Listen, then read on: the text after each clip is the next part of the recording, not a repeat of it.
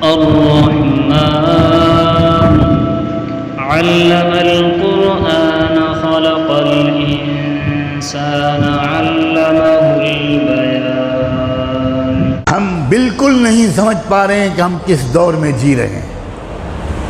صاف صاف لفظوں میں آپ کے پورے احترام کے ساتھ عرض کرتا ہوں، اللہ کی طرف سے چھٹائی کا عمل تیز رفتاری کے ساتھ چل رہا ہے۔ اس وقت کروڑوں میں چند ہوں گے جن کو اللہ ایمان والا تسلیم کرے گا، باقی سب اسلام سے نکلیں گے، مرتد ہوں گے، منافقین کے ساتھ دیں گے اور دجال کی فوج میں شامل ہوں گے۔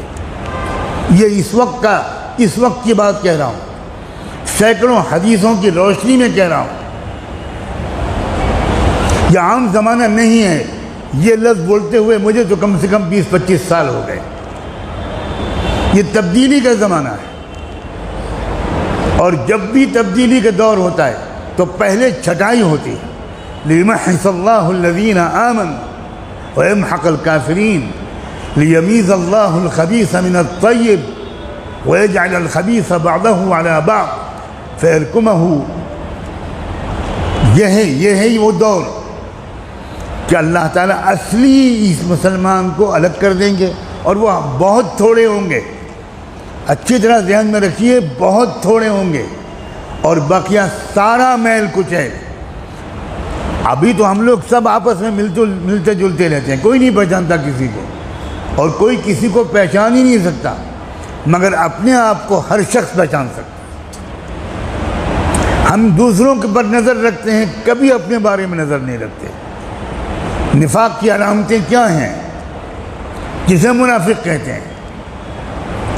مومن کبھی ڈرتا نہیں حالات سے، مومن کبھی کسی حکومت سے ڈرتا نہیں ہے، اس لیے کہ جو اللہ سے ڈرتا ہے وہ کبھی کسی مخلوق سے نہیں ڈر سکتا، اور جو مخلوق سے ڈرتا ہے یہ علامت ہے کہ اس نے ابھی اللہ کو پہچانا ہی نہیں، نہ اللہ کی قدرت کو پہچانا، نہ اللہ کی صفت عدل کو پہچانا، نہ اللہ کی صفت قہاریت کو پہچانا، نہ اللہ کی صفت ذوالجلال والاکرام کو پہچانا، کچھ نہیں پہچانا۔ ہم نے اللہ کو پہچانا ہی نہیں۔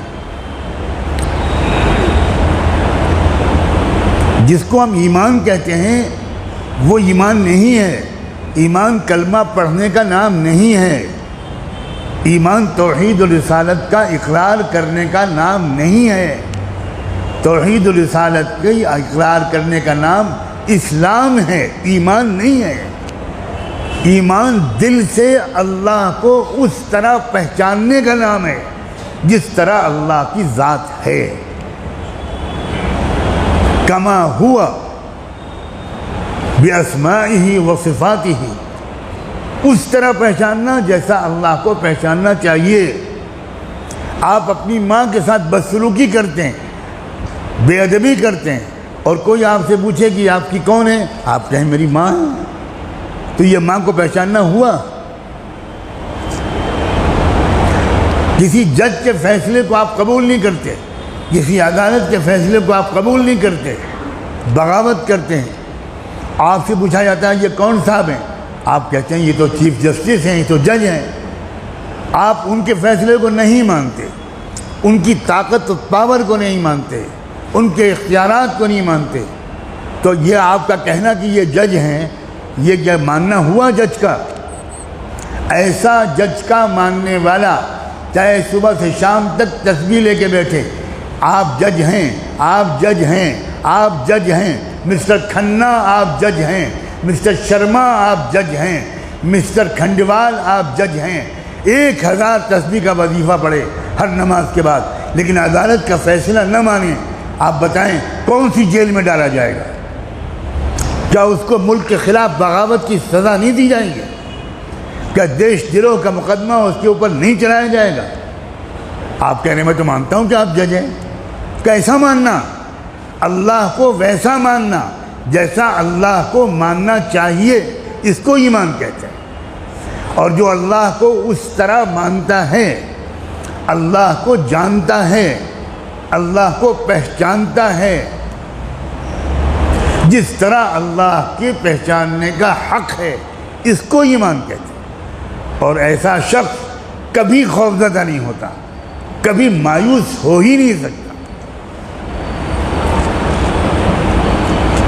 ہر شخص ڈرا ہوا ہے، ہر شخص پریشان، عجیب صورتحال نظر آ رہی ہے، بڑی خطرناک صورتحال ہے۔ اور اگر میں اس وقت یہ بات آپ سے نہ کہوں تو میں گنہگار ہوں گا، میں پکڑا جاؤں گا اللہ سے، کہ جو اصل بات کہنے کی تھی وہ کہی نہیں۔ تم تو حضرت نوح علیہ السلام کا قصہ سنانے لگے، تم تو کتے کا رنگ بتانے لگے کہ اصحاب کہف کا کتا کس رنگ کا تھا، تم تو بتانے لگے کہ نوح علیہ السلام کی کشتی کتنی بڑی اور لمبی اور چوڑی تھی۔ یہی آج کل ہمارے بیانات کا موضوع بنا ہوا ہے۔ کوئی صاف بات کرتا ہی نہیں، کوئی کھری کھری سناتا ہی نہیں، اس لیے کہ اس کے مدرسے کا چندہ بند ہو جائے۔